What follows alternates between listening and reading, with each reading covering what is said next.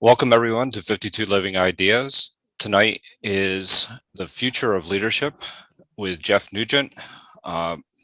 This has been one of my favorite series, and I feel one of our most successful series.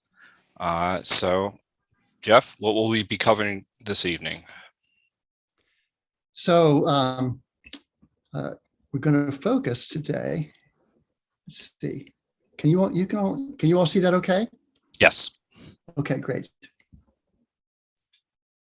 I've got to arrange the.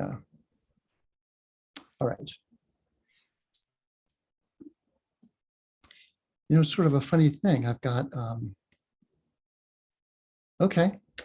Well, it is as it is. So this is going to be an exploration, very experiential, of the subject of growth leadership, which is an extension of the ideas presented by Carol Dweck in growth mindset to the ideas and the goals and the approaches and the presence and everything that might go into adopting that mindset in a leadership role. And there's a lot that's written about this, and there's even a kind of a network on it. And so I'm really looking forward to it, and I've taken an orientation to it, which is, I think, even beyond some of the things that have been written there. So this is really an exploration of this idea with all of you, and I'm going to be looking forward to your participation. And you'll see there'll be a number of times where I'll be inviting you in. So we're going to have a story and sort of interviewing the protagonist and some orientation to the growth mindset and the idea and orientation of growth leadership. And then we'll have another story, which is the one I was looking for, but I'll either find it or I'll just tell it to you, and we'll consider its implications. And then we'll see if we have time for an experience that I'll share with you. And I'll invite you all to help me learn the best things from it, so that we'll do that together. It's a little bit like Brian McVeigh's mental interiority conversations, but I want to model it for you. And I think you'll enjoy leaning into my experience and seeing what you might be able to help me learn. And then we'll have a little reflection regarding thoughts to remember that we take from this.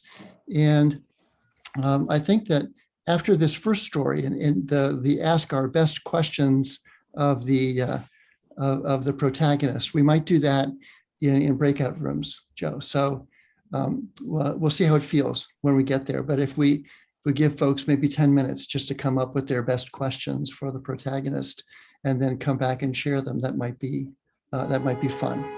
Sounds great. Okay, so remember, this fundamental question is really, how can we in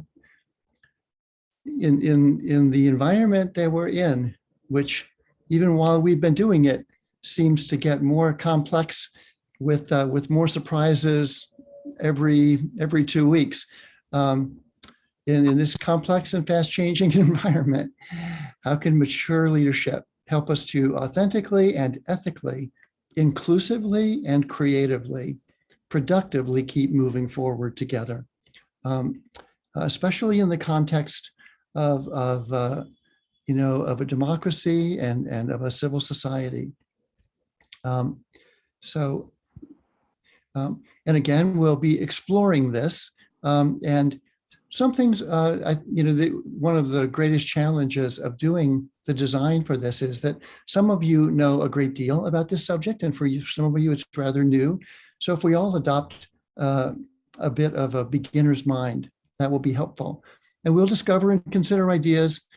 We won't need to debate them, but we will absolutely practice great curiosity and respect for each other's diverse perspectives, and really prize questions over conclusions, which you'll see is especially true about tonight's design.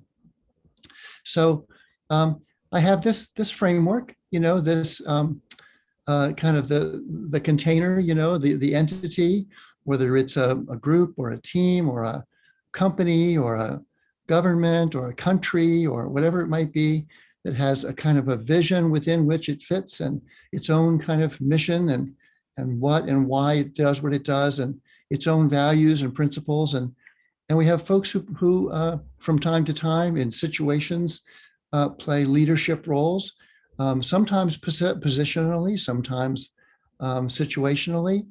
And that we have folks that they're in relationship with, their team, their stakeholders. It's really true about any individual and all the other members of any team and all the stakeholders to this entity that has its own vision and purpose. And of course, there are things that we will do individually and together, actions we'll take, but we will take them in as experiments and seek to learn from them and seek to keep learning as we move forward together, because the situation changes and we learn things from the experiments, and new ideas come to us that maybe are better than what we were doing before. And so constant and continuous learning is essential to be able to keep moving forward together. And even the trust that we will change things, we will fix things that come up, we will handle unintended consequences, and we will design new things as every situation that comes up may require. So there's a lot in this, but nonetheless, I have a story for you. And what I need is a whole bunch of volunteers, because there are 17 2 to 3 sentence parts of this story. And each one of those 2 to 3 sentences, is on a separate screen. And I just need volunteers to step in and read each one. So maybe if you could just put an exclamation point in the chat or whatever. And then Joe, if you can follow it down as I go screen to screen and invite each person to read what's on that little screen, that little twist or turn in the story. And we'll get through it. And when we run out of folks, Joe, maybe you and I can share it going back and forth. But I'm really hoping that we have enough people who would be willing to help us out here in reading this story together. So Leon? Just throw them in there. Yeah, so great. So we'll start with... I'll give you a second. We'll start with Leon, and Great. then we'll go to Cheryl, followed by Julie. Okay, here we go. Okay, so I'm reading this, right? Yes, sir. Okay, so on the bus. Some years ago, I was stuck on a crosstown bus to New York City during rush. Traffic was barely moving. The bus was filled with cold, tired people who were deeply irritated with one another, with the world itself. Next. Next up. 2 men. 2 men barked at each other about a shove that might or might not have been intentional. A pregnant woman got on and nobody offered her a seat. Rage was in the air. No mercy would be found here. But as the bus approached 7th Avenue, the driver got on the intercom. Folks, he said, I know you've had a rough day and you are frustrated. I can't do anything about the weather or traffic, but here is what I can do. Who's next, Joe? Next up, we have Mike, followed by David. As each one of you gets off the bus, I will reach out my hand to you. As you walk by, drop your troubles into the palm of my hand, okay? Don't take your problems home to your families tonight. Just leave them with me. My route goes right by the Hudson River, and when I drive by there later, I will open the window and throw your troubles in the water. So we have Jody, followed by Brian, followed by Laura.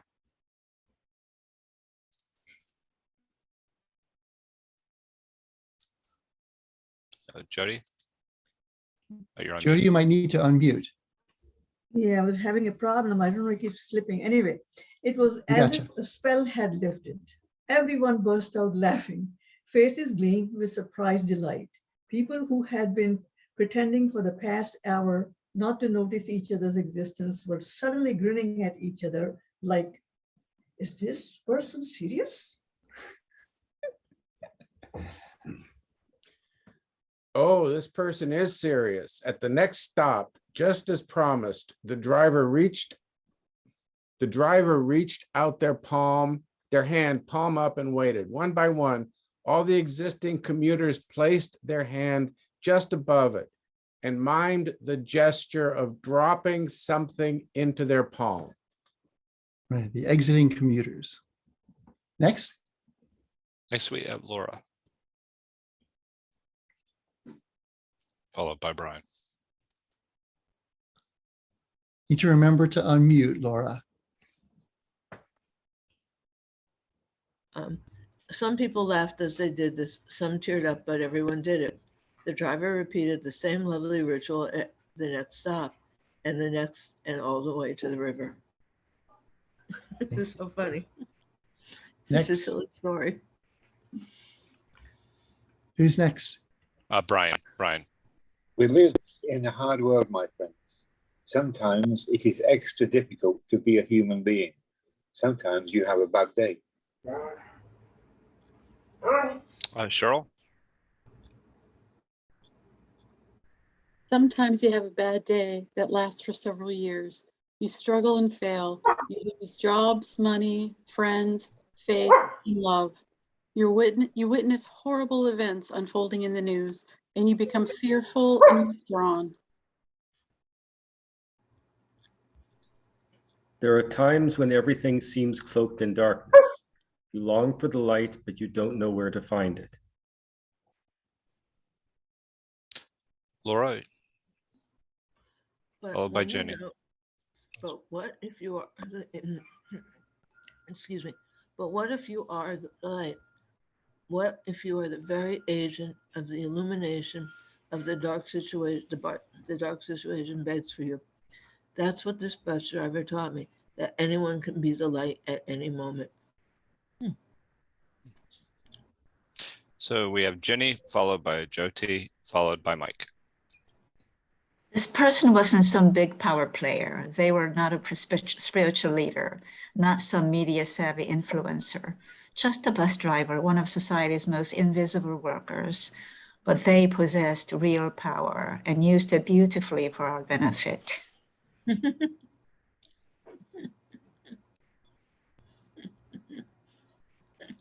So we have Jody, followed by When Mike. life feels especially grim, or when I feel particularly powerless in the face of the world's troubles, I think of this person and ask myself, what can I do right now to be the light? Of course, I can't personally end all wars or solve global warming or transform vexing people into entirely different creatures.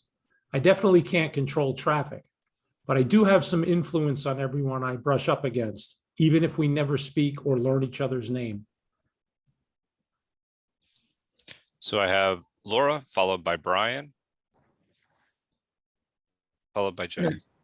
Ready? Yep. Yep. Me, right? No matter Yes. who you are or where you are or how much mundane or tough your situation may seem, I believe you can illuminate your world. Here's the last one. In fact, I believe this is the only way the world will ever be illuminated. One bright act of grace at a time, all the way to the river. Elizabeth Gilbert. So here's my question, my reflection question to you. So imagine that you, just individually, have the responsibility right now to interview the bus driver. And you want to help all of us learn the most that we possibly can from that person. What question would you like to ask and why? And so this would be a great, if we could just put everybody, Joe, into breakout rooms for about no more than 10 minutes. Okay. And just brainstorm, what question would you like to ask this bus driver and why? And then we'll come back and share those questions and talk a little bit about it and move forward. So how many rooms should we do, Jeff? How many would you like to run? We have 17 other than 19. you and me. Oh, yes, that's correct. Right. So maybe 4. Okay. I it's forgot quick. some of the narratives. Just one question. What would you want to ask this person? Given No, I whatever mean, you remember, the story. whatever you remember. Yeah, whatever Okay. you remember of the story. One We'll thing. we can piece it together. Okay. Yeah. Okay. You only have to come up with one question, Jyoti. Okay, Okay. so I'm going to open Ready? all rooms now. Yep.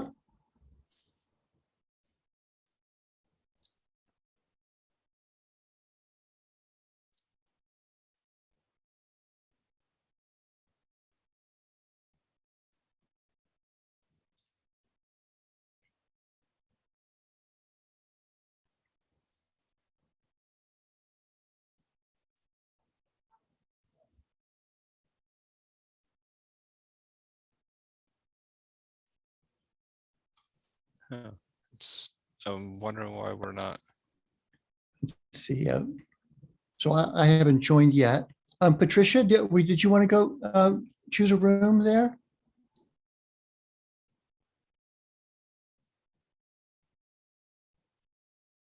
I don't. Or you mean, as Oh, maybe- Lisa. Lisa. Oh, that's Lisa. yeah. Got it. So Joe, maybe this is room 1. Oh, okay. Is it? I don't know. No, I don't. No, I'm not in room 1 technically. Okay. Of course, it doesn't Okay. appear that I'm in any room. So we have a couple folks. Let's see, Jerome, who just need to Yeah, join- we who have need to Jerome. join the group. Join a group. Yeah, Mhm. and Jerome, you're headed to room 4.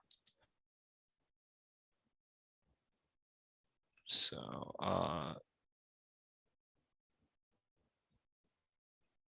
Jerome, are you there? hello, Jerome.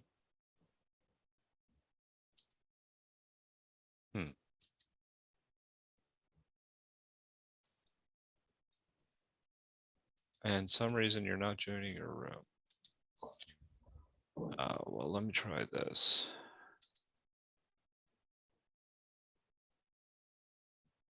And some reason, Jerome, doesn't seem like you're being assigned. And I tried to put you in room 2 or 4. Are you there?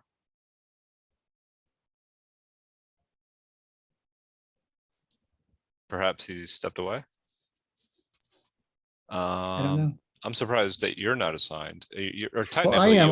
you are. I could join room 1. I was just waiting to talk with you for a second. Sure. So do you think that I should join a room or let people just kind of talk? I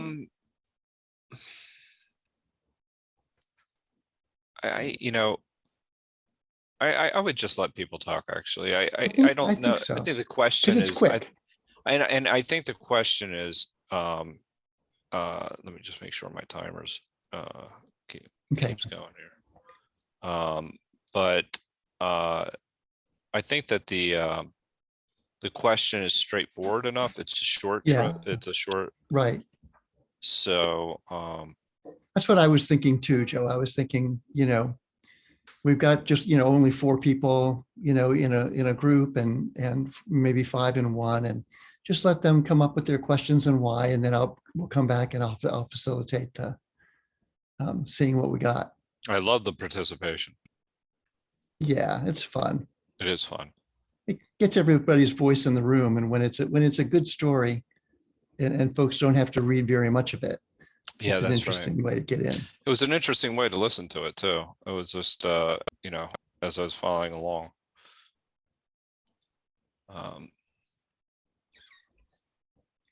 I think that this really has been one of the best series, though. I really do. Well, it's fun for me. I'm very happy to hear that. I'm very happy to hear that. It's fun for me. I mean, that's the most important thing. as I was saying to people a little bit earlier, I really enjoy the Tao. I think that it provides me, I don't know, just it's a different type. It's not as, obviously doesn't have the practicality that Stoicism has, but it still provides a level of ease, I should Right. say. Yeah.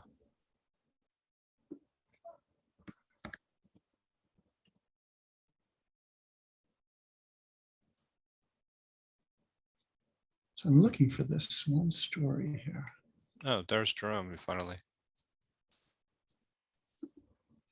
So I'm gonna. Let's see if he's in a room. Okay.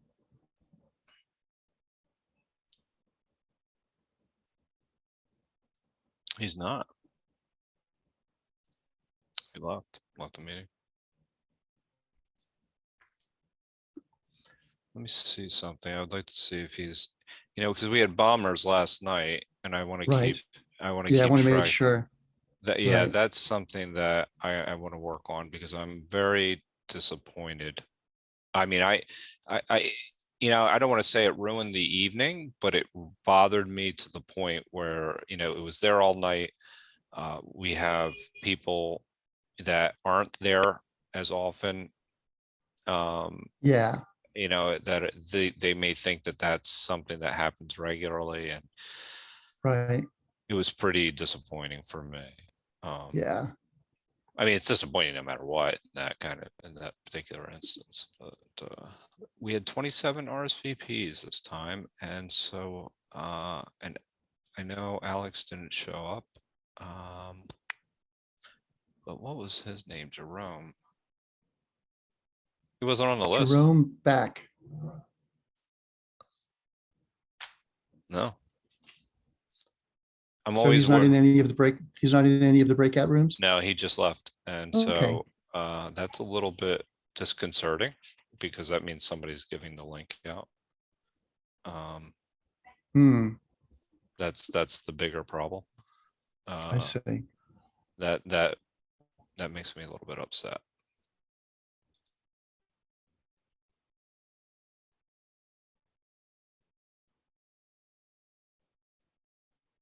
You had a good Thanksgiving though, right?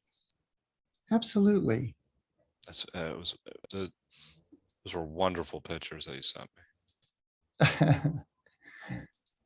Sounded like you had a good time as well. I did.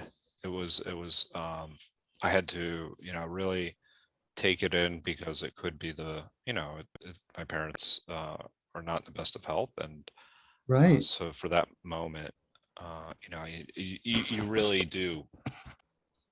You don't take anything for granted. Right. So I did appreciate each moment, and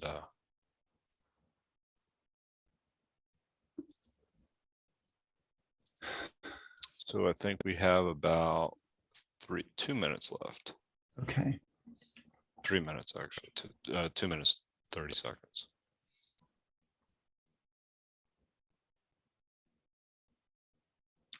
I'm just trying to find this one script. I'm trying to remember the story myself right now. I mean, I understood the bus driver. Yeah. But I'm just trying to remember exactly. It's really what I'm pointing towards here, is that sort of working up to it, is that the bus driver really exercised a growth mindset, faced with a vexing, seemingly insolvable problem, that the bus driver looked for an opportunity to do something special. And it's a great way to communicate that. And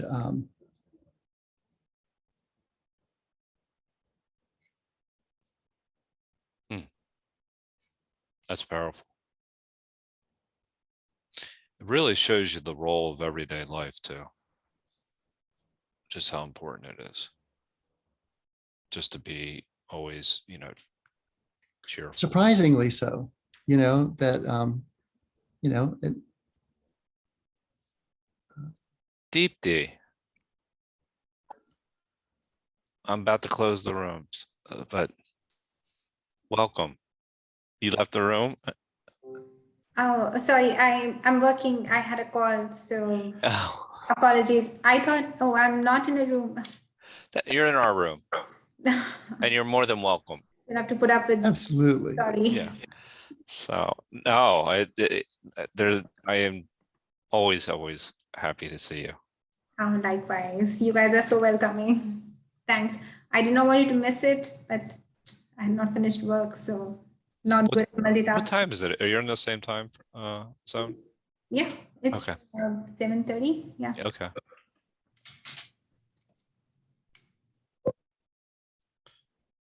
We got about 15 seconds left. 15, 20 seconds before I close all the rooms.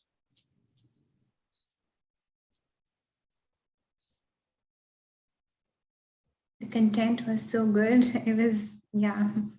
It is. The videos the next day because I miss out. But I thought, I mean, multitask, but and I'll have to, I think, go again in like 10 minutes. But then I'll be back again. I'm just glad you're here. All right, I'm going to close all the rooms. There was no, also no passcode this time, or waiting room, I should say.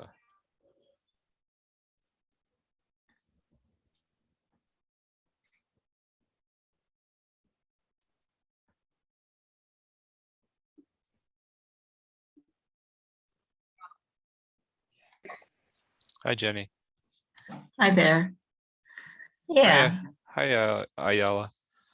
Hi, Nice to see you. same here. Well, actually, you don't see me, Well, yeah, but but I it's know you're still there. nice. Okay. Your voice is reassuring.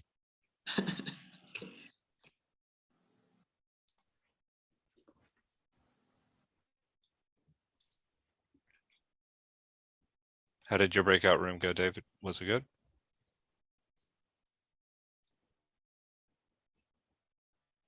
You're muted, David. I know which day. Yeah. Greg, I mean, it was Jenny and I always an interesting conversation. Oh yeah, Jenny. Okay, so you're fortunate. And you had Ayala Good as random well? number generator tonight. Yeah, sure. You really did luck out. Okay. Going to be in full screen mode for the rest of it. So did I. I lucked out too, having David in the group.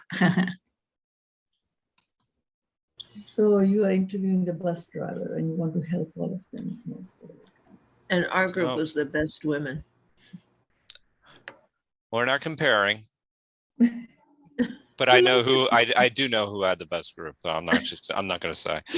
But anyway, so that's very different. So you are judging. Exactly.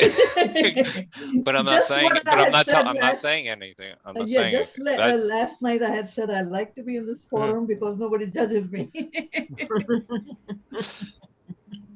Are we going to be in this full screen mode through the rest of this or what? Jeff. Yes. Okay. So, all right. So, would So- anybody like to share their takeaways from the Yeah, breakout rooms? can you all see the slide?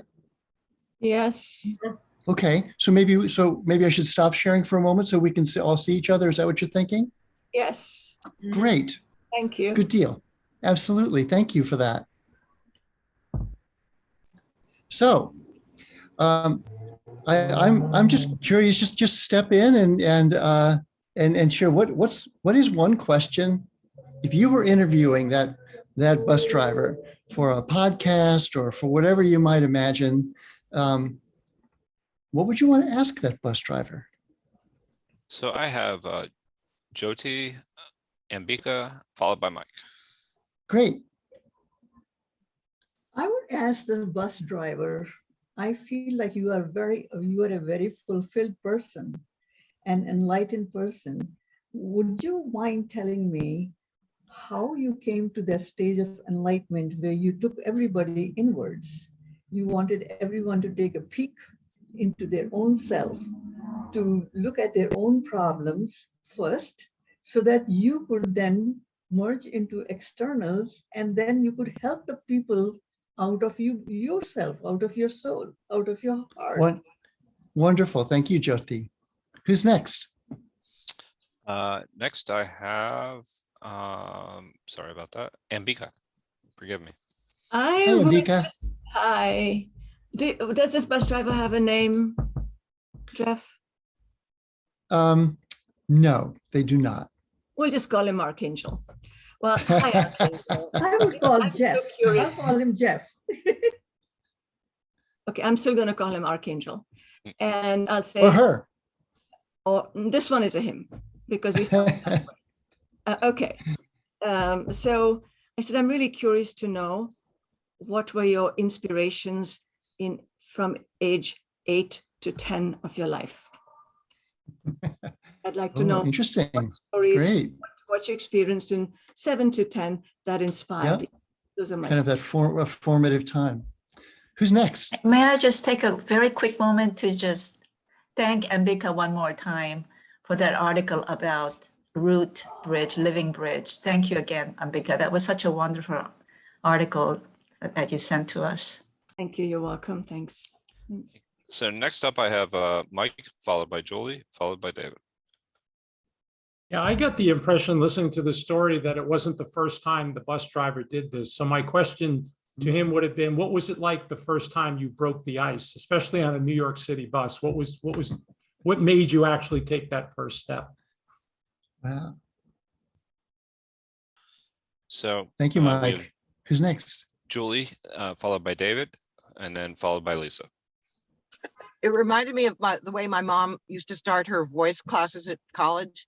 And she would start by laughing hysterically till everyone in the class was uncomfortable and looking at each other like, who is this lady? And it broke the ice for the whole semester. And she did it that way every semester. And it always worked. So my question for him would be, did you have like underlying understanding and mission to, for example, interrupt their scripts using humor to bring unity rather than them being strangers? Did you have that in mind as a thing to work, and then you came up with that idea as one of the creative ways to do it? Yeah, thank you, Julie. Who else? So David. One question for this bus driver. Yes. Hey, Jeff. Yeah, my question is, here's my palm. Is there anything that you want to place into my palm? That's beautiful. Thank you. So next we have Lisa, followed by Laura, followed by Yen, followed by Laura. I would ask, can you interview with my company? There you go. I know somebody who actually does that with people who serve the public in some way. Actually recruits them, and they see folks doing special things. What else? Who else? So any question? Any question you want to ask this person? Yen, followed by Laura, then Ayala. Yeah, I I want to hear Cheryl too. I was wondering what his results were. I wanted to ask him if he ever encountered the same passengers again, and if he get feedback on what the results were. Wow, that's great. Who's next? We have Laura, and then followed by Ayala, and then Cheryl. Did you have your? Great. I'm sorry. Yeah. Okay. I didn't see. I couldn't see. I have my text box. Great. Text box up. So. Laura. I guess I want to ask him at one point, did he understand he had this power through this very simple way to help people, and also to help them realize that everybody has problems, and so that everybody shares the same thing among them, and everybody, that he had the power in him to help them take this shared set of values or issues and make them go away and put them, watch them flow away, and that these people could celebrate all together. these people who didn't know each other left that bus day having a set of people now that they had a common experience with that was very powerful. And he may Yeah. have created now a new community of people by doing this. Obviously, he might meet more people, like people that he took that bus that lived where these people did, so that maybe some community got formed. Anyway, he was a bit of a magician with this, and it's very cool that he. So I just want I want to give you all a heads up.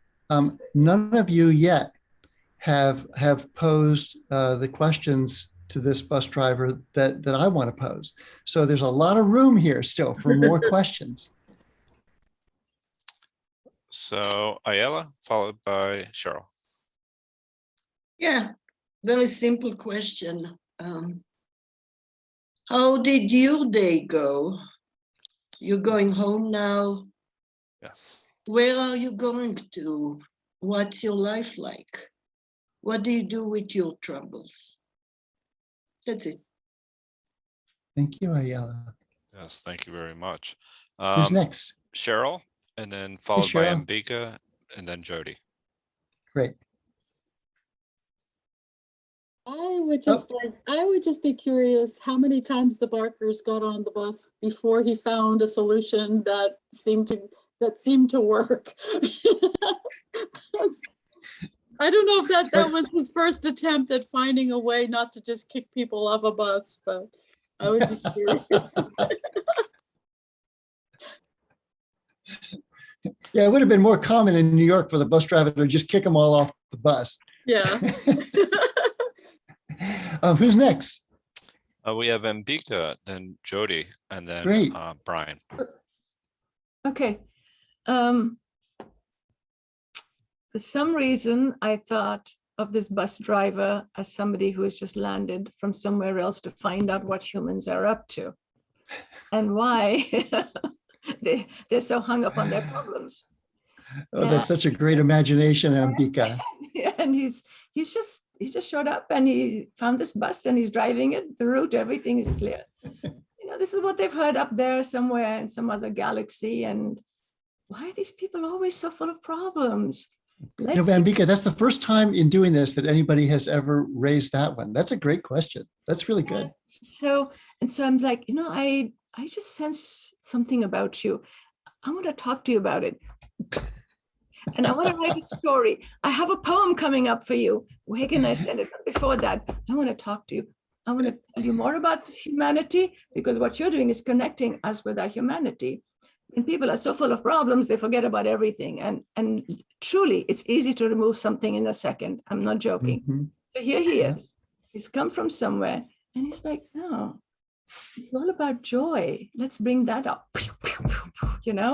So that's my question. I want to talk to him and say, hey, I want to know where you're from.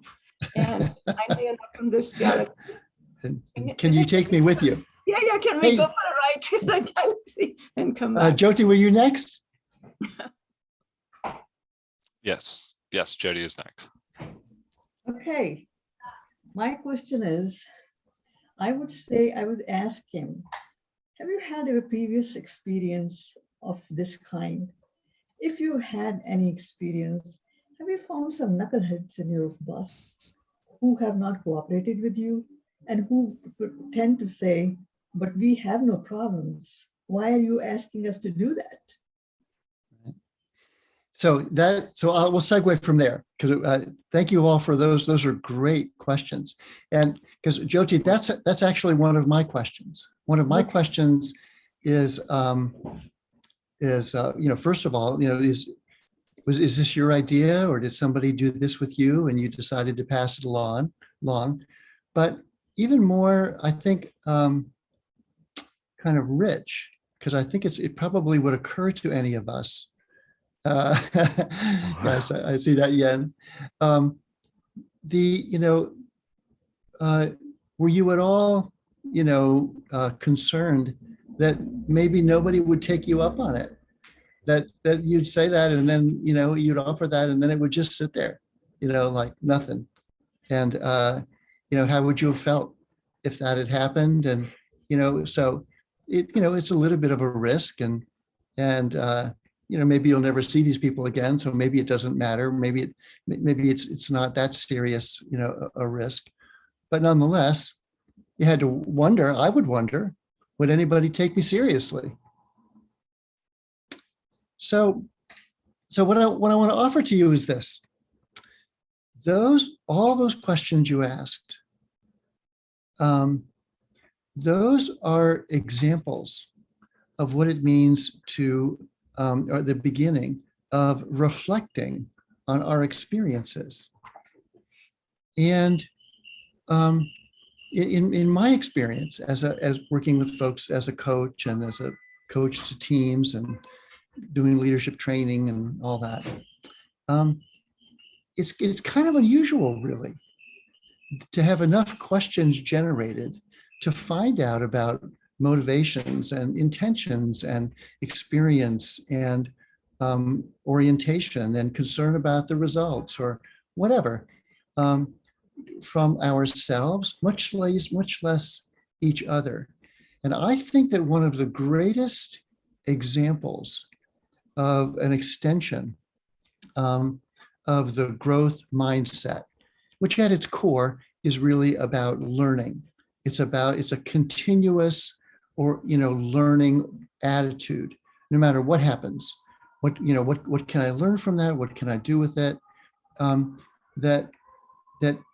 That learning happens when we get more consistent and comfortable with and better and creative at asking questions of each other and of ourselves.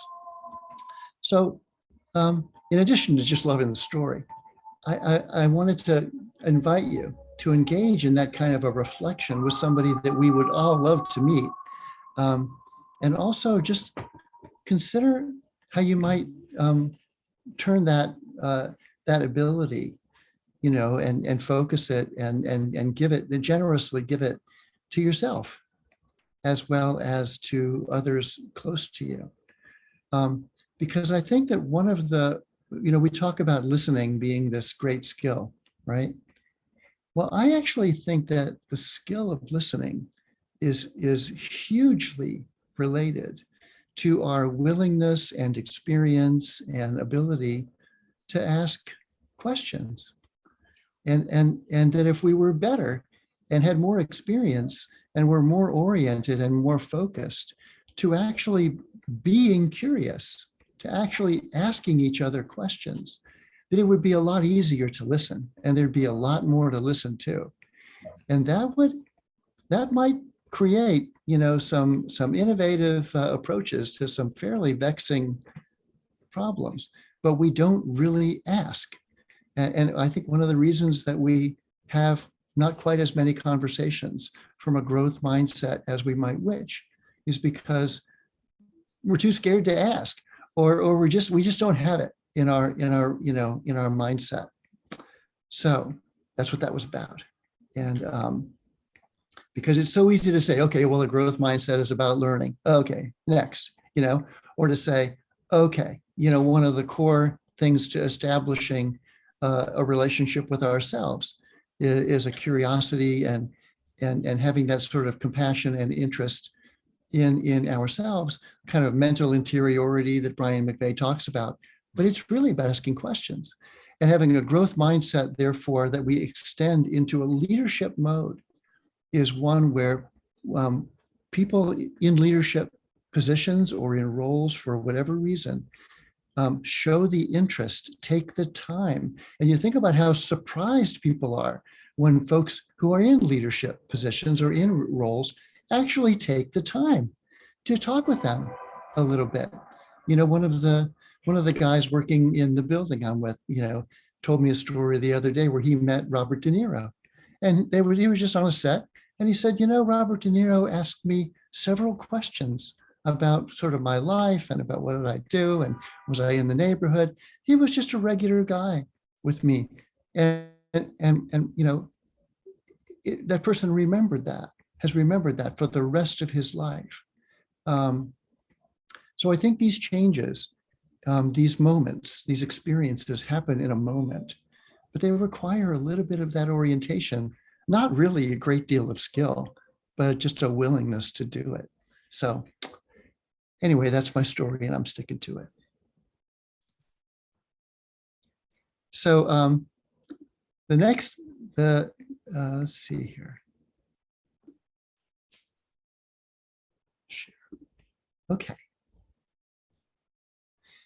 So, in this landmark book, that Carol Dweck wrote, she talks about a growth mindset as one where we believe that we can figure stuff out, and that we can get better, and that through hard work and strategies and input from others and experiments, that we're willing to imagine and try new ideas and learn things from them. In fact, what I think she underestimates a little bit is learn the best things from them. So we're going to get to that in a moment. It is fascinating that in these blind tests that folks who have a fixed mindset actually don't do as well. They don't believe that they're going to be able to, or they're under too much stress, or they just don't believe that they're going to be able to get it. But somehow they end up actually achieving less and doing worse on tests.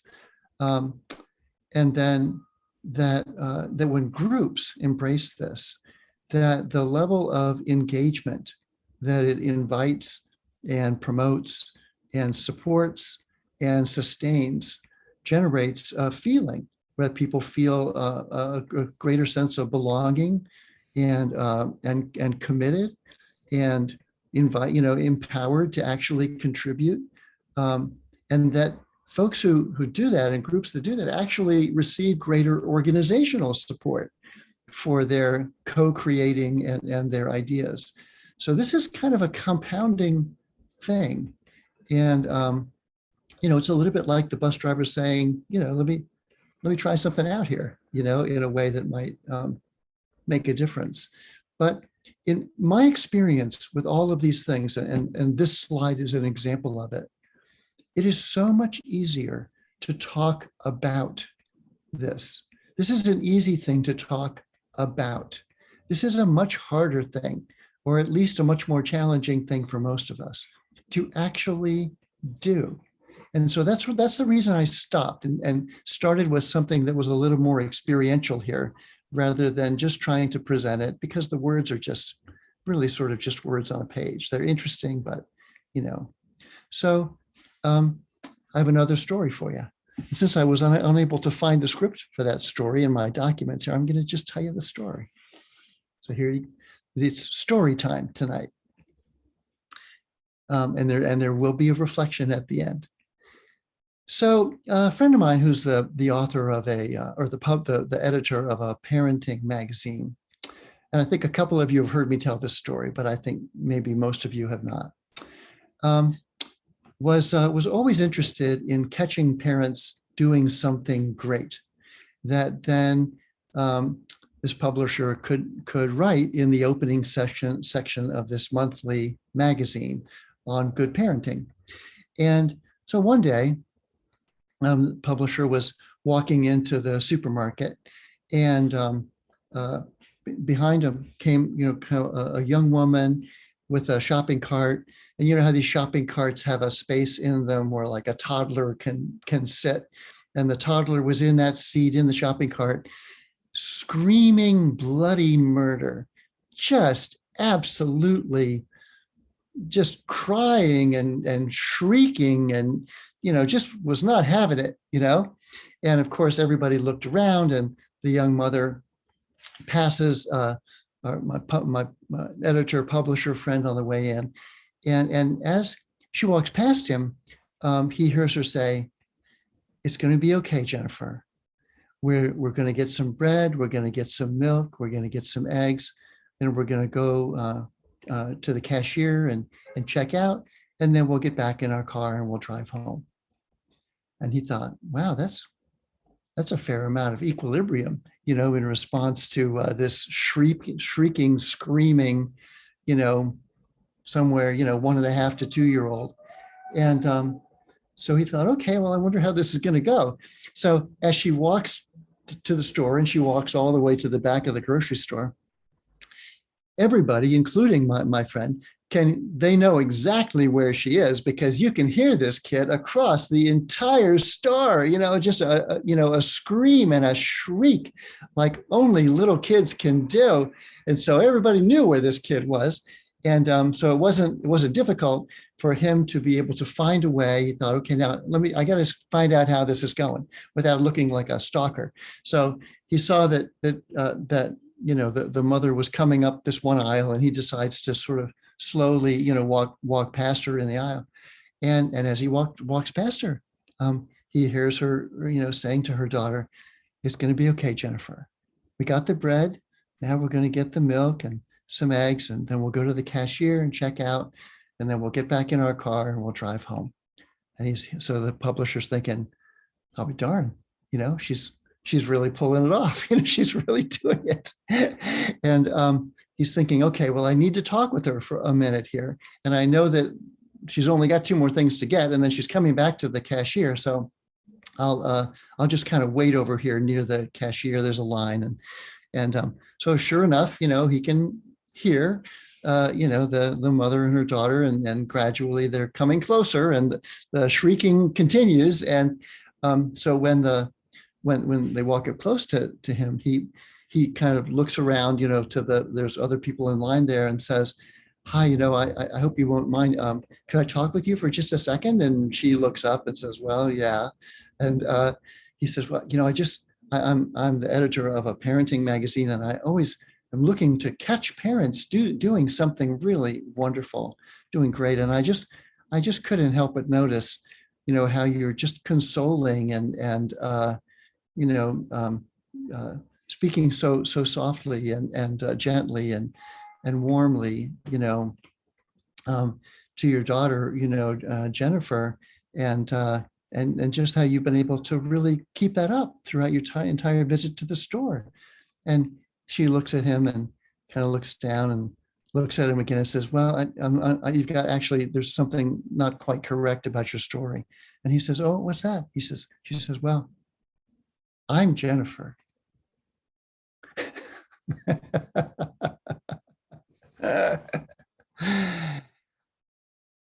So there's the story. And so here's my reflection question for us all, and that's this. I think that Jennifer was practicing a certain mindset there, and I'd like you to consider for a second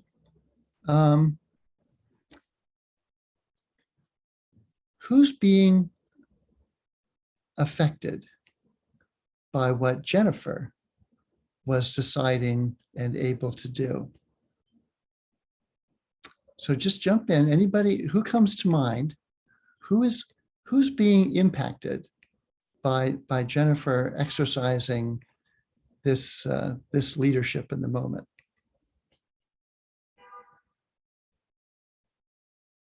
Just jump in. You, storyteller. Me, yes, me, the storyteller. Cheryl, you as Cheryl? I was just thinking that, if you want peace in a moment, you need to be the peace in a moment. Great. Go ahead, Julie. Julie? Who's being influenced? Is that who's being impacted? Who's being affected? Oh, the guy who's curious. All right, the editor is learning something here. That's all right. Jody.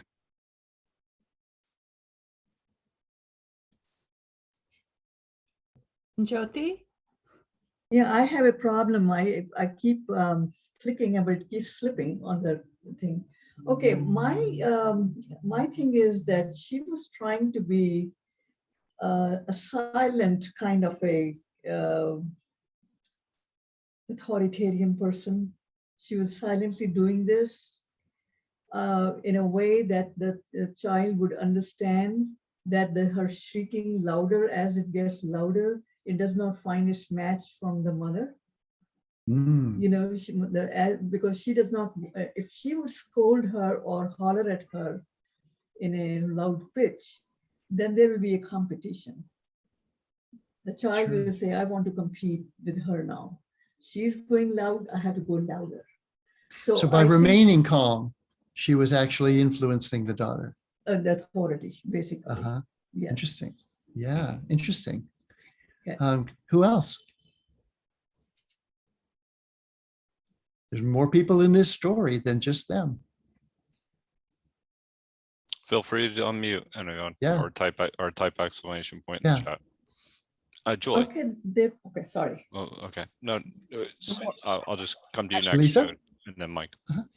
I think Cheryl really hit it on the head as far as one of the most unappreciated powers that we have, which is when we embody our principles and by setting an example, our influence is palpable. And don't you learn a lot more by watching someone walk their talk rather than someone preaching at you or trying to control you into a behavior? Absolutely. Modeling the way. I was Who just else? thinking that anyone in the store could have been Jennifer. She was making everybody Jennifer. Isn't that great?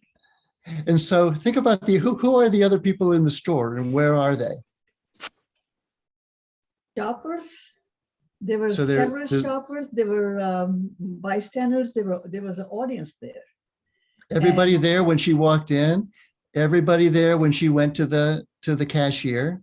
Right, of the whole store, basically. The cashier. Cashier. Right. Right. So she, like what Cheryl said, she was presenting a perfect model over there. That's just the way how you should be relating to a crying child or anybody who is trying to come up to your level and trying to boss over you or dominate you through wild manners, so that you don't have, like I said before, I'm going to repeat it, you don't have to compete with them. You just have to keep your integrity and you have to do what is right at the moment, not what that particular situation demands. I mean, so she could have flied off the handle and she could have screaming and hollering at her, but she said, no, I'm not going to let her win. I'm the winner. She ran the risk of the people asking her to leave the store too. I mean, she stood firm against that possibility. So my favorite proverbial saying, if you wish, for this is take care of yourself so you could take care of others. That what she did was she took care of herself, so that, and that gave her the the power to be able to not take out whatever fear or embarrassment or anxiety or whatever that you might that parents might often be tempted to take out in attempts to try and control behavior of their children, when they don't like it. That because Jennifer took care of herself, she actually was then able to better not only take care of her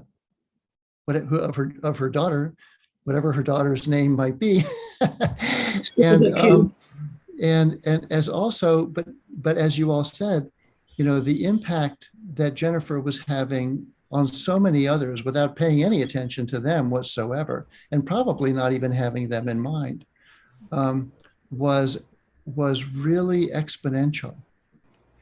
And not the least of it is, it made it into the editorial letter of Good Parenting magazine.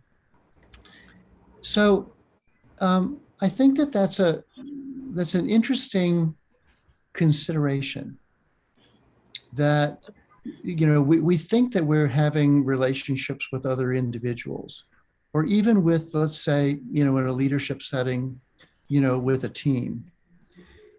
And the reality is that, whether it's the bus driver and the other people that were, in addition to the folks on that bus, whose lives might have been influenced, impacted by the actions of the bus driver, the creative, courageous, compassionate, confident, actions of a bus driver, or a mother in how she was relating to herself, and then relating to her daughter in a difficult situation. It actually has impact beyond just that interaction. And I think we sort of lose sight of that. And so this idea of extending a growth mindset, especially for the bus driver, I think the part of a growth mindset that says, which is in some ways the most intriguing point to me about it.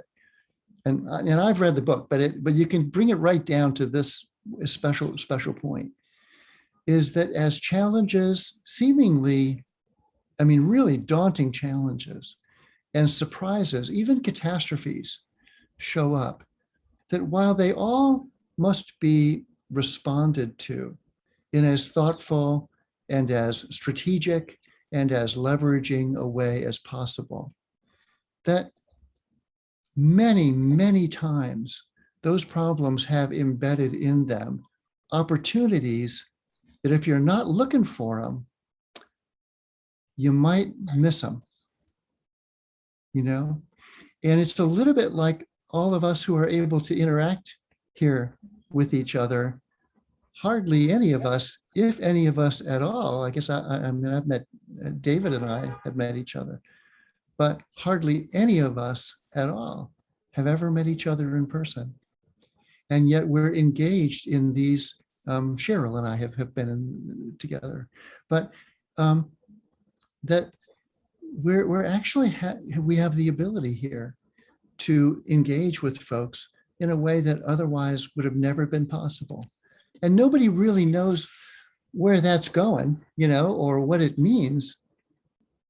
But it is an opportunity that has been generated by the otherwise catastrophic events that have been inflicted on the world. And so it's just interesting to notice that, and what other opportunities might be there that we may or may not be seeing. And that's a big part of a growth mindset extended into growth leadership. Because often when those things happen to an organization or a team or, a sports team, much less a company, much less a city or whatever it might be, somebody actually looking for the opportunities in that moment is going to look a little crazy, because good Lord, there's a catastrophe to respond to here. But there's also something else. Ayala, do you have something to add there too? Well, I was away for a minute or so, but am I correct? There was a baby there, right? A crying baby. There was a crying. Okay. We imagine like a 1 to 2 year old probably. Yeah. And the assumption that I read from the discussion is that it was about control. It was about attention seeking. No. No? No. Of the baby? Yeah, no, not really. Okay, whatever it was, my intuition will take me to the mother to ask, what's wrong with the baby? Can I help? Sure. And yeah. Adults here. Yeah, go ahead. And in some instances, we hadn't really thought of that, Ayala. So thank you for saying that. That the mother's presence in that moment would have even made it possible for someone to approach her and say, is there any way I can help you? Like, can I carry your bags to the car or whatever? Hi, Jyoti. Yeah, While we were talking about this scenario, I was just thinking that mom she's very skillful, and all the shoppers are actually are being very impressed with her because of her calmness and what have you.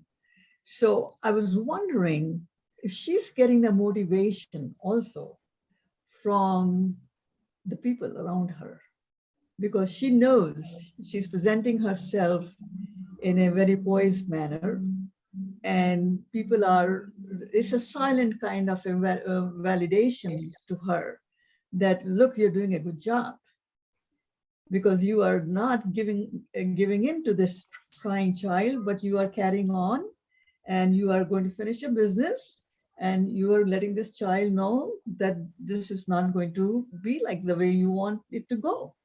So she's also getting the motivation from these silent spectators around her.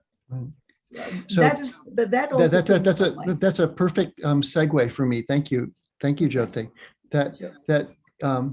So what you notice here is, okay, yes, this is the mother relating compassionately and maturely to herself, and sort of gathering her ability in that equilibrium to relate more generously, sanely, maybe ethically, to her daughter. And one of the things that Jyoti, that you brought up there, the shopping is getting done. The task is actually getting completed here. And so it is a relational thing, but this is also getting done, and you can't ignore that, because the general explanation that's given for why we as human beings don't do such things as often as we might like or wish is that, well, you got to get this thing done. It's got to be done on time. It has to be done, so someone's got to do it. So just step up and do it, damn it, And so interestingly enough, in this story and in the previous one, there's the bus just keeps going. You're going to make it, from the east side to the west side of Manhattan. You're going, to the Hudson River one way or another. So it's not like it didn't cost the bus anything in terms of time or efficiency to be able to do it.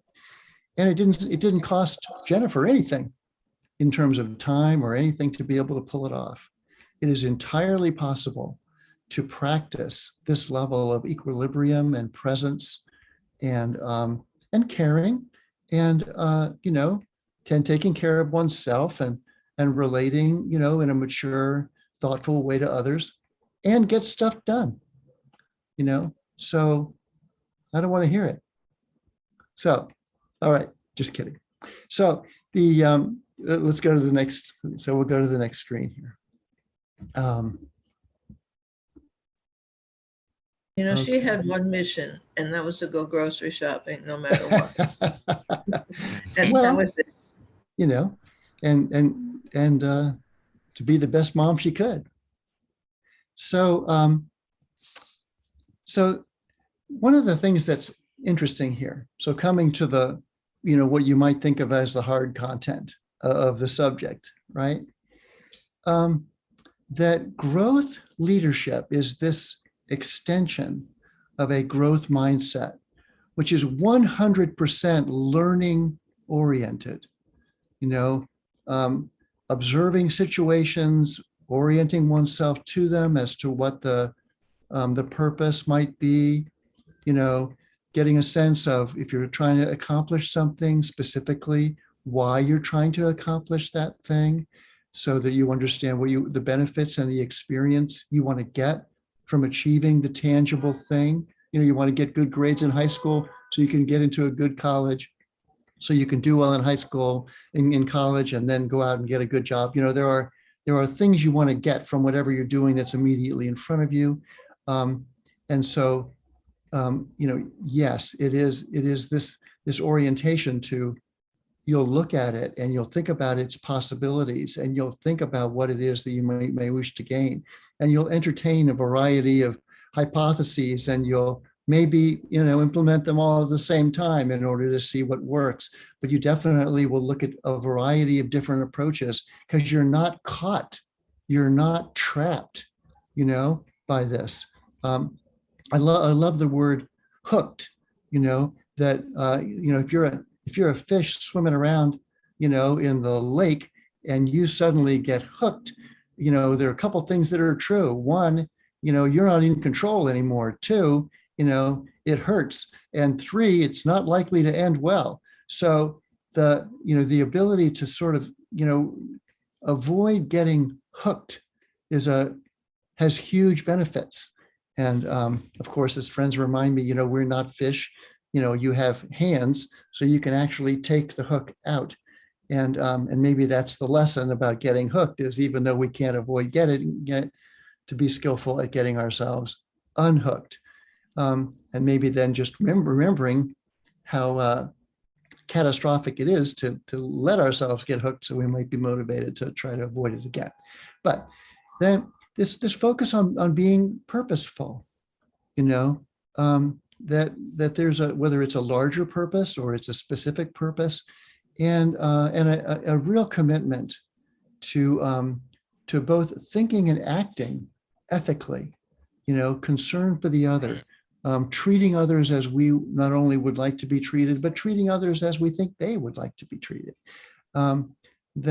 That's part of this growth mindset as well. And then, the ability to be authentic, to really be in touch, as Jennifer was, with what you're feeling, and a sense of the idea that you can be, you can tap into who you really are deep down inside.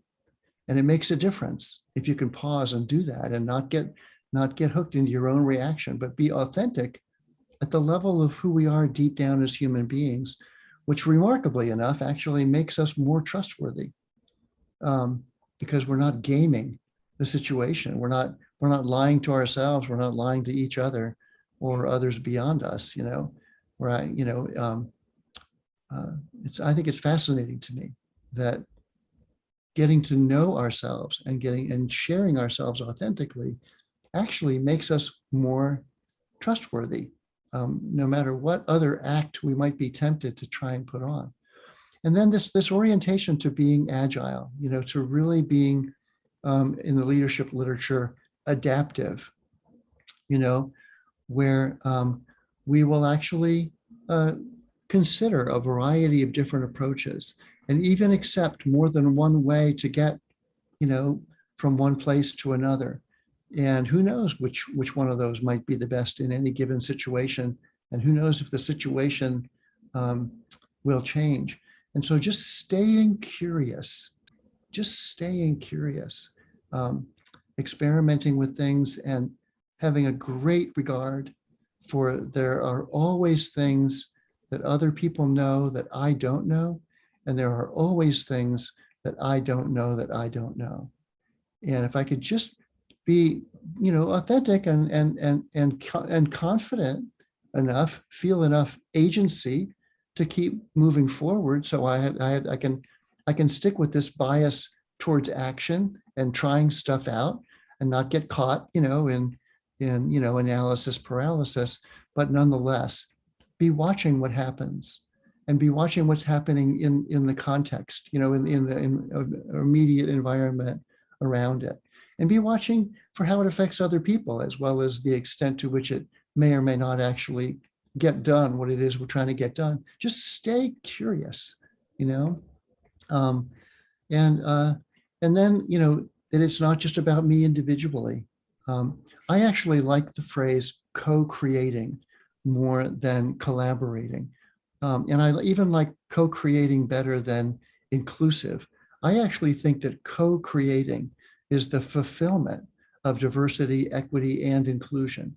I think that when I invite and really interact with somebody where we're co-creating something that's important to us, I'm counting on a diverse perspective.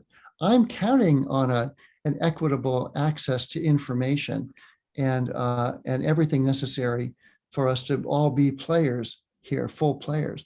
And I'm counting on major inclusivity and really hearing from everyone, not just the folks who might be inclined to speak. And in that sense, we are ultimately able to co-create solutions to problems, which by definition will be more sustainable, will be smarter, will have fewer unintended consequences because we've seen the issue from a variety of different perspectives, and we've all been as smart as we possibly can and contributed to whatever the solution might be. And we do it not because we're doing it for somebody else, but we're doing it with each other together. We are all in this game. This boat's got a hole, and if it goes down, we all go down. So we better figure out together how to fix that hole. Just because that hole in this boat, shows up on your end of the boat, it's not just your problem. It's our problem. And we better figure out, how to design whatever we need to design in order to fix that. And I'll finish this and then I'll call Aunt Julie, because I'll offer you the opportunity to comment or add or disagree with my whole sermon here. This definitely makes us more resilient, because when stuff comes up, if we feel like, we can handle it, we're going to be able to figure it out together, and we can count on each other and trust each other to do the right thing.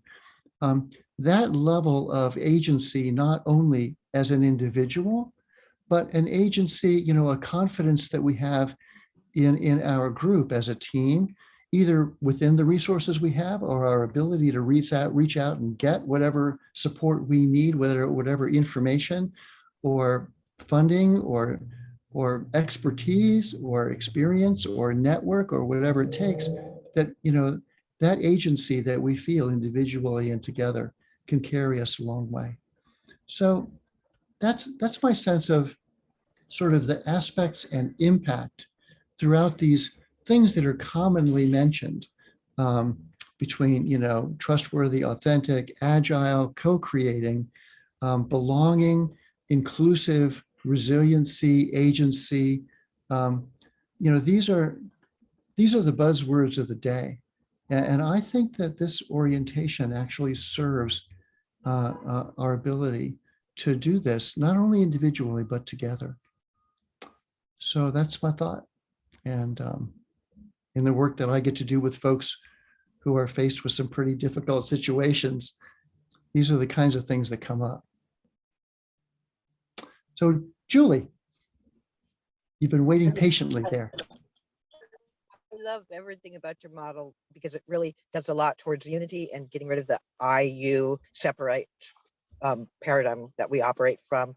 It also does something towards equality and respect, because we're workers among workers together, yet we are unique in what we can offer uniquely, which makes use of our differences and celebrates them rather than going to war over them. So it's huge.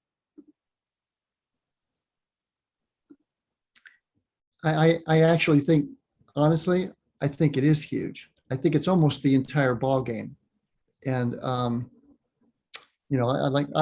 think systems matter, but as Peter Drucker said,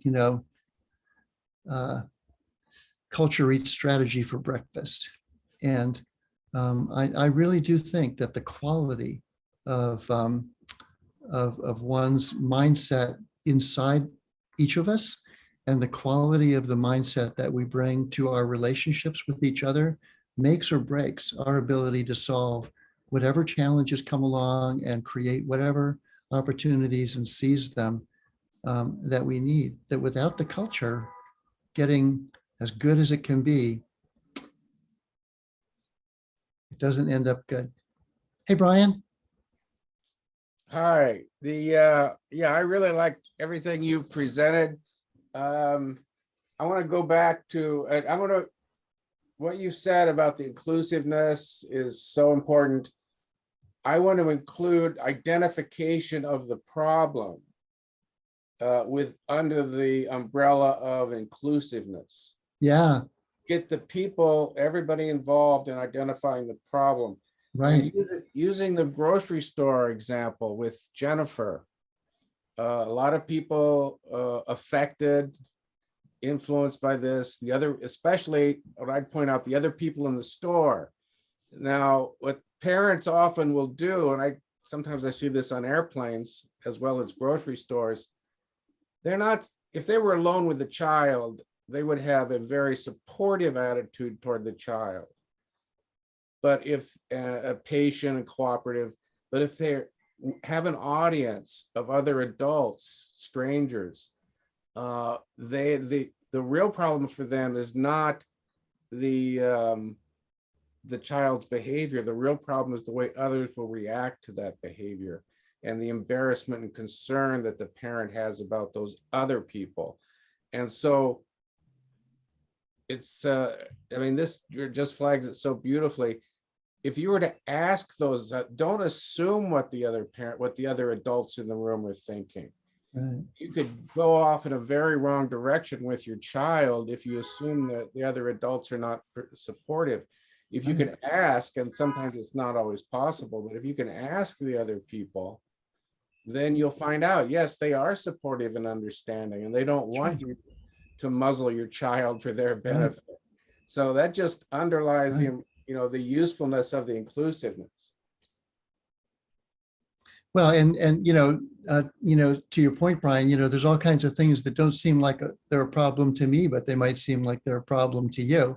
And so if we're in this together, part of the inclusive orientation is that we really do find out, from each other's perspectives, where the problems and where the opportunities are. One of the wonderful metaphors for that that someone shared with me once was, okay, so Brian, you're at the top of the mountain, and I'm over, I'm a mile, west of the mountain, and somebody else is a mile east of the mountain, and there's been some pretty big rains, and the road that you're planning on taking down the mountain, on your bicycle or whatever, circles the mountain, and you call me and you say, hey Jeff, is the road washed out? And I said, looks good to me, Brian. But Jyoti's over there on the other side, and you better find out what Jyoti thinks, because she can see part of the road on that mountain that I can't see. And so Jyoti's going to notice a problem that I'm not going to notice simply by vantage point. And there's a little formula for this, that our vantage points are what give us our perspectives, like what we see, what we can sense, what we're aware of. But what we add to those perspectives is we add a perception. Like we add, okay, I see that. Well, why is it? Why is that thing the way it is? Now, most of the time, interestingly enough, we haven't really asked. We're sort of guessing. We're sort of, our perceptions are formed generally, in our thinking. And, but we get enough of those perceptions, and then we form conclusions, which some people call opinions, which then lead to making decisions and lead to acting. But it all begins with these different vantage points. And so the whole point of inclusivity is not only to come up with the best ideas, going forward, but it is also to be able to see enough of the landscape to actually, notice what in fact is going on. And, so this is, as much as that is a moral question, which it is, and an ethical question, it's also a strategic question that for us to gain the perspectives from enough vantage points to be smart enough to not only recognize the challenges, but where there might be opportunities that otherwise we could never see. Hey, Cheryl. I just wanted to throw in one other perspective, because I heard a similar story to the one you mentioned in the grocery store about a baby crying on an airplane, and everybody fretting because the mother couldn't quiet the child. And but there was another child on the plane that heard the baby crying, and the child offered the baby one of its toys. And I was thinking about the mother. Everybody was thinking, well, what is the mother going to do? Like, how is the mother going to handle it? And yet, how would another child react if a child saw a child in distress? Right. And having that perspective, having in a beginner's mind, so essentially thinking a child and coming upon the same situation. Kind of having a similar vantage point, you know, being able to see it from that angle, you know. Absolutely. So, any other thoughts regarding this idea of sort of growth mindset and, you know, kind of seeing opportunities embedded in problems? Do you have any experiences yourself where there was something that came along and it seemed like a catastrophe, but in the end it wasn't quite as, or maybe there were other things? I actually have one to share with y'all if you might be interested. I'm sorry, Brian. Hey, Brian. Hi. So just in passing, I think that's a great question, and you know, but this doesn't really go to that question. No worries. I just wanted to thank you that this was and you kind of said it in passing, but to me, it's a huge thing. A lot of our perceptions are formed in our thinking. In other words, we carry our, there are different ways of saying it, but I guess it's, you know, our presuppositions into the new circumstance. And yes, there is a benefit to experience, but the inclusiveness would help us to avoid the mistakes that we carry in, the mistakes that we would make based on the limitations of our experience and the blindness that we have when we rely on our experience rather than present circumstance. That to me was brilliant. Well, you know, it's one of these things that's sort of ridiculously simple to say, and yet amazing how susceptible we are to it. And it's really overextending the validity of conclusions that we have drawn from our experience and not recognizing that that validity is in question when the situation is different, you know, be it other people or the problem or, you know, or challenge, or even what's going on inside, you know, within us. And so there's all kinds of things that actually affect the validity of conclusions we've drawn from prior experience that seem like the one we're in, but might not be. And that's you know, as ridiculously easy as that is to notice, it is something about it that, you know, we just want to project our experiences and what we concluded from them into other situations and onto other people. And the interest in doing that seems to be infinite from time to time. So, hey, Julie. We have Mike also as well. Mike, yeah. Hey, Mike. It really does a lot towards the truth of life here. The reality is it's not, the world doesn't revolve around me. It is about a we thing. And also, forget what I was going to say. I'll come back to it. No worries. Hey, Mike. Yeah, Jeff, I wanted to go back to something you said very early in the meetup. You kind of created a loop for me when you said you can improve your listening skills by asking questions. And I've never thought of that before, that if you get in the habit of asking questions to people and then stop and just use your ears for the response and then continue that, you know, occasionally during the day, you'd really improve it. I'd never thought of that before, of how that loops in my mind. I thought that was very helpful.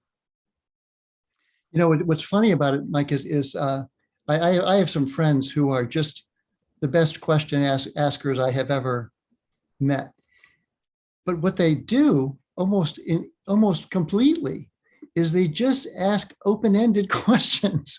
And you would think after a lifetime of knowing them that I would somehow be better prepared. But anytime I see them, and I don't get to see them very often. But anytime I see them, they have asked me 15 questions before I ever even get to ask them one. And so I feel like I'm being interviewed, and it's fun, it's Right. interesting. But then I go home to my wife, and she says, "Well, so how are Brian's kids doing? How about his wife's?" I didn't ask him. What do you mean you didn't ask him? Well, I'm sorry. But these people are just so ridiculously good at asking, and they're really interested, and they really care, and if I can get in like 1/4 of the time questions that I ask them, I always walk away thinking, I've got to remember to think about this conversation before I go, before I see them again, because really, but they love doing it, and one of them owns his own marketing agency, and the other is a phenomenal executive coach. And so they're in the business of, that's one of the reasons they're so successful. But, their questions are things like, well, that's interesting. Can you tell me more? Tell me more about that. Okay. Or, what do you think happened there? Or, so what do you think, what did you feel when that, like they're not hard to think up. You just got to be present and ready to ask. So we have Julie, followed by Jody, and then Ayala, and then Cheryl. Great.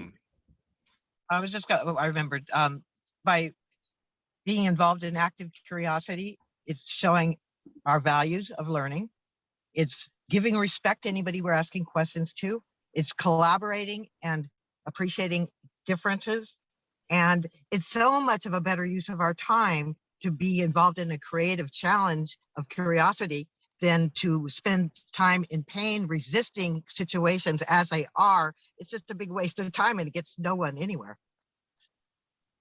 Julie, my sense is that, and I have to say, I'm as prone to this as everybody, but there's something weird about how in the human condition, what we are, maybe we're just socialized into it. I don't know. What we seem to want to tell each other are our conclusions. We seem to want to tell each other the things that we think, and we believe whatever we happen to think is right.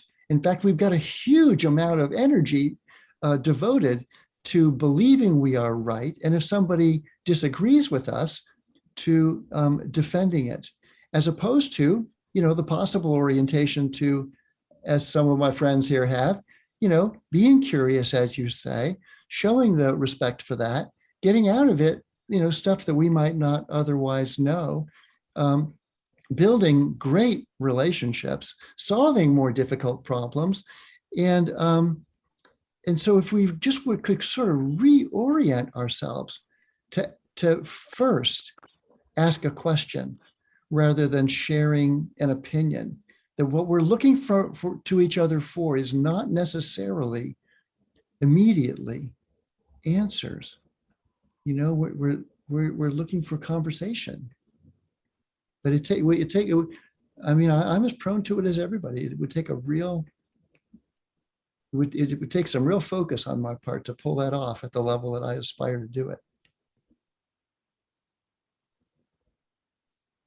So next we have up as Jyoti. Great.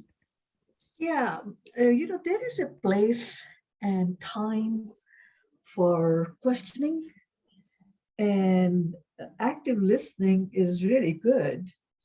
But there are, I have a situation where there's a team member who's always questioning. And her aim, her goal, we have all decided, in her absence, we talk about her behind her back. Her goal is to show you how intelligent she is. Yeah. For some reason, she feels like whatever her talents are, whatever her intelligence is, we are not recognizing it.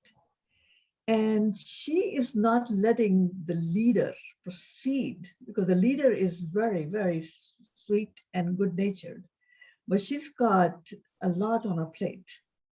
And this person keeps, it's good to ask some questions for clarification and what Right. have you. However, you don't let the leader proceed, Right. because you have this, goal to let everyone know, look how smart question, what a smart question I asked. Right. And so how does it now, the leader is, she's saying, you know what, let the Christmas pass. I'm going to have a little talk with her. Yeah. And I have a feeling she's not going to do it because Yeah. she's very respectful. Yeah. She's a good person. And she Yeah. will always say, no, you know what? She might think that I'm screaming at her. I said, but you Right. don't scream. Your voice is not like that. So, but anyway, my question to you is, how do you handle a person like that who's constantly questioning and who's constantly, she is an active listener. I will tell you that. She doesn't miss a trick. That I will tell you. That is all well and fine. But when you are almost to the point of interfering, how do you stop this kind of a person to back off a little bit? Mhm.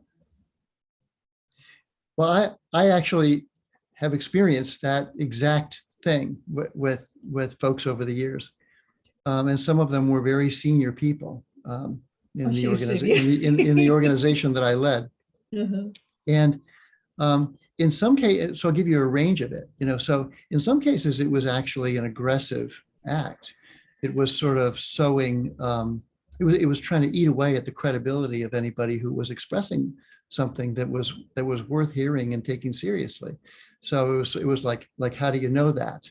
Or what makes you think that's true? Or, how do you know that's going to work? Or, have you considered this? And, it's like, and it was endless. And it was a little bit of, what's it called? The kind of aggression that's not upfront. That's it's passive aggressive. Passive Yeah. aggressive. Yeah. And so, there is obviously that possibility for it to be passive aggressive behavior. And so the only way that I was ever able to work with it was obviously to have conversations with people privately and say, you really ask a lot of great questions and I really appreciate it.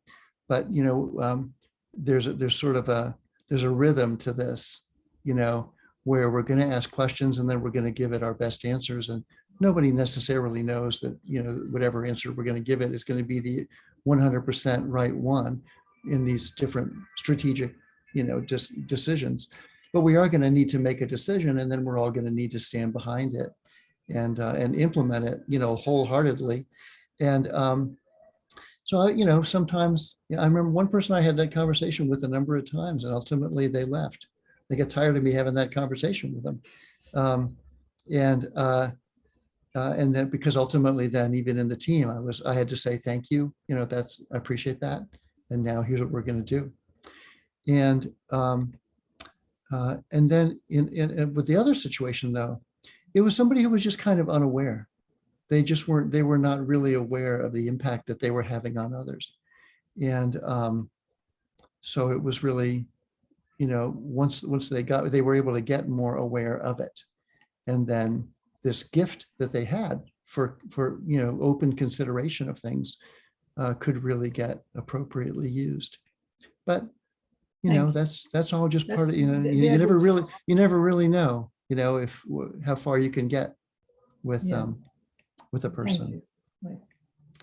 What I probably should have done was I should have told him the Jennifer story, but I didn't know it at the time, so I probably couldn't. So we have Cheryl next. Great. Jeff, I just wanted to go back to something that came up in our breakout group, if I may, because it's because it's on your sheet now, which is the idea of trust, the leadership being trustworthy. Mm-hmm. Because we talked about safety and loyalty and safety for people to ask questions.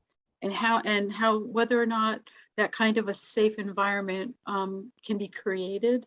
Yeah. And I was wondering your ideas on how safety can be created. I mean, Right. we had that story with the bus driver creating safety for everyone on the bus, and but more so in an organization, like how that can be done. So, Cheryl, that's a terrific question. And at least in my, I mean, you all know as much about it as I do, I'm sure. But the first take at it is the extent to which the process of team building and what's often called team cohesiveness, sort of a stickiness, is how much does that happen in sort of spontaneous, unplanned, informal, serendipitous, interactions, and how much of it needs to happen in a way that is more structured and organized and managed as a process. And it's sort of like the questions thing, it's both and. So that in the building of a team, there, if you had somebody, like I'm often doing, if you had somebody who was kind of a coach to a team, and that team maybe was new or maybe was experiencing a fair amount of distrust, whatever, that you might end up in a more structured sort of process orientation where everybody is going to, sort of be in their lane and be in their role, and they're going to be able to speak authentically, but they're not going to be able to control the process. They're not going to be able to dominate it. Everyone's going to get their turn, and you announce sort of about how long everybody has to do it before they get their turn. And then we're going to go on to the next thing because we're going to make progress here. And so as opposed to sort of just a free flowing, unstructured conversation where everybody just sort of joins in and takes as much time to say whatever they want and brings up whatever they want. And so when things are more difficult, they require a little bit more process. When things are less difficult, they're easier to handle in a more unstructured way.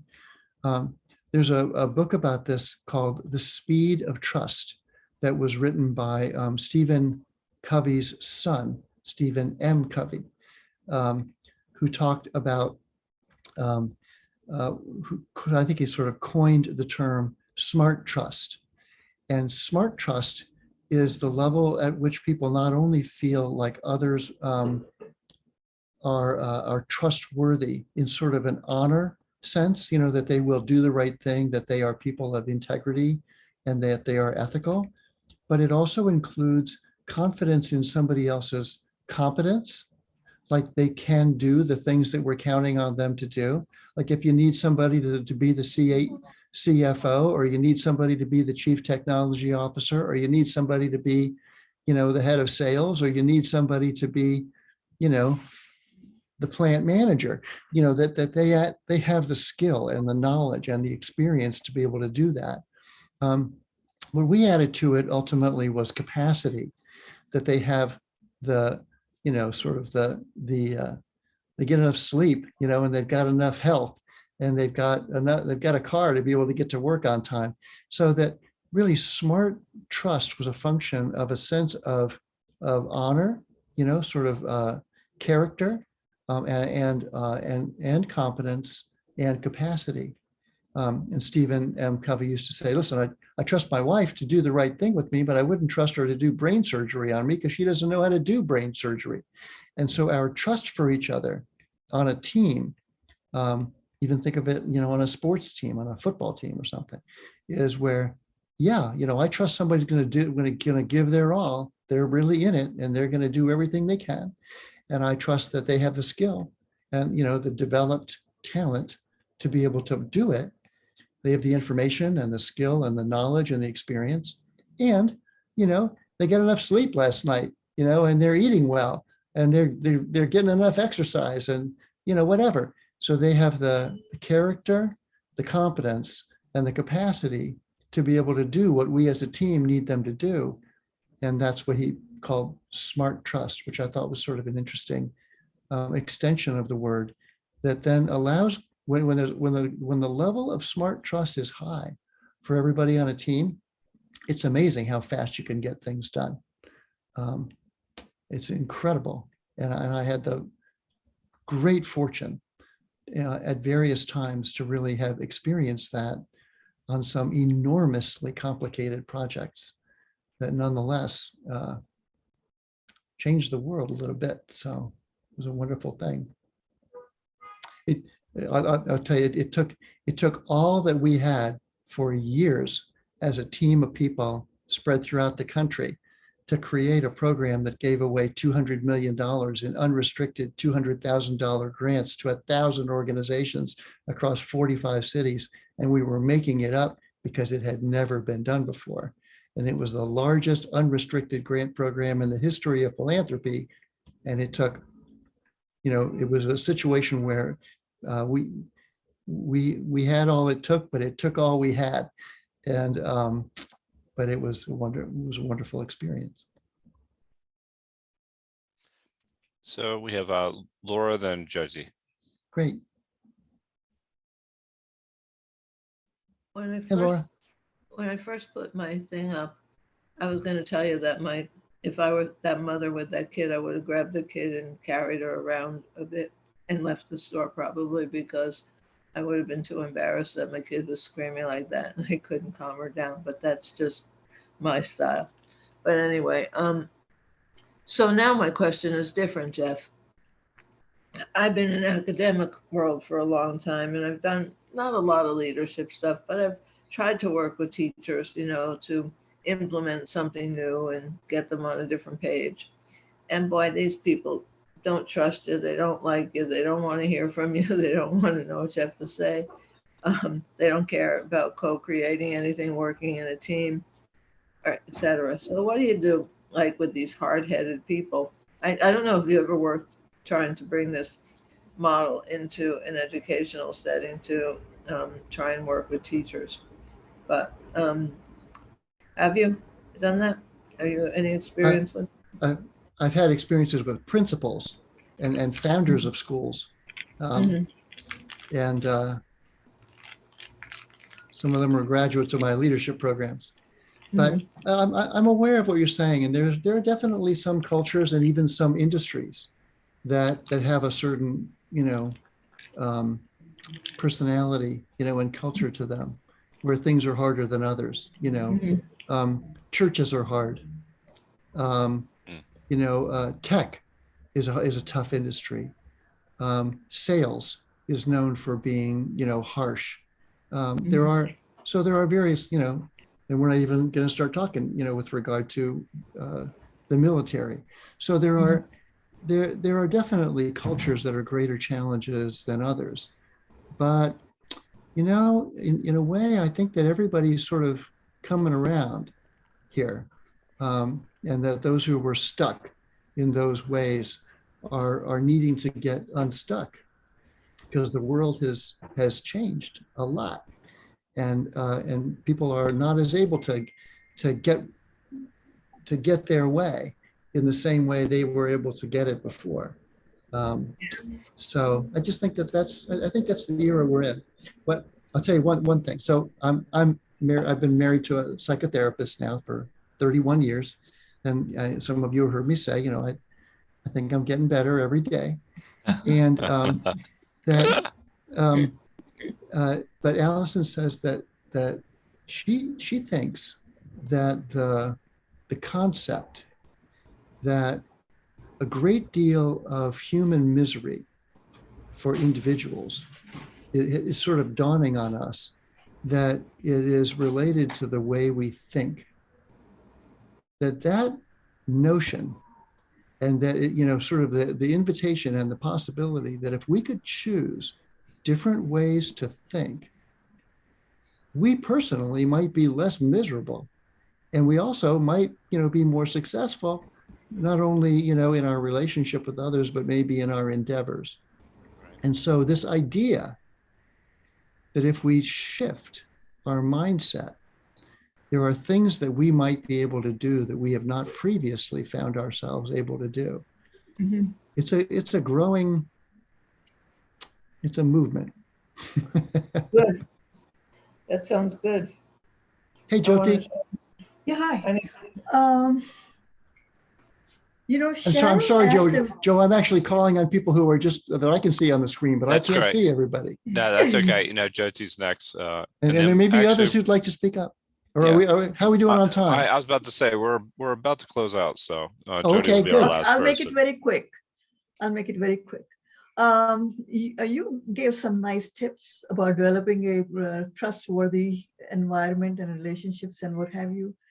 In the corporate world, the team members they feel guarded. They are guarded because you just don't know how the corporate will use their information and turn it against them. So they'd rather stay quiet and just do their work from 9 to 5 and leave than open up and divulge some information about themselves in the, in the good faith that it's going to help the team, but then it's used against them. How do you prevent that situation? Well, I just think that there's a bit of an evolution here, Jyoti. I think that was super true, 30 years ago. And I know it's true today as well in many settings. But I think it's evolved a little. And I think even as a management, as what's being asked of managers, that managers have been asked, good Lord, we're engaging with each other, from our homes rather than just in our offices, that there is a bit of a shift going on in the consideration of people as, as whole people. And I even think that that's a little bit in this, in this orientation, what they call, the big, resignation. That I think that as companies seek to keep their best employees, that they realize that they really need to, connect with those folks in order to make it attractive for them to stay. And so it's not all top down, corporate, rules and culture set by folks who don't get any of this anymore. There's a shift going on that is generational, and I think that is cultural and is systemic and is public health related and is social justice related and there's all kinds of things that are from many different angles that are placing pressure to shift our culture in a more humane way. And everything still has to get done. The milk, the eggs, and the bread still has to be bought, and paid for. But there's a shift that's happening right now. And I think we'll look back, 5 years from now, and especially 10 years from now, and say, things are a little different now than they were then. There were some major changes that happened. And I think at this moment, it's really hard to say what necessarily they're going to be. I think we don't really know. But I think culture and appreciation for it is one of those things. Thank you, Jeff. Your Yes. presentation was marvelous. This was a wonderful Yes. presentation, Jeff. Yes, thank you. Thanks, Joe. It was amazing.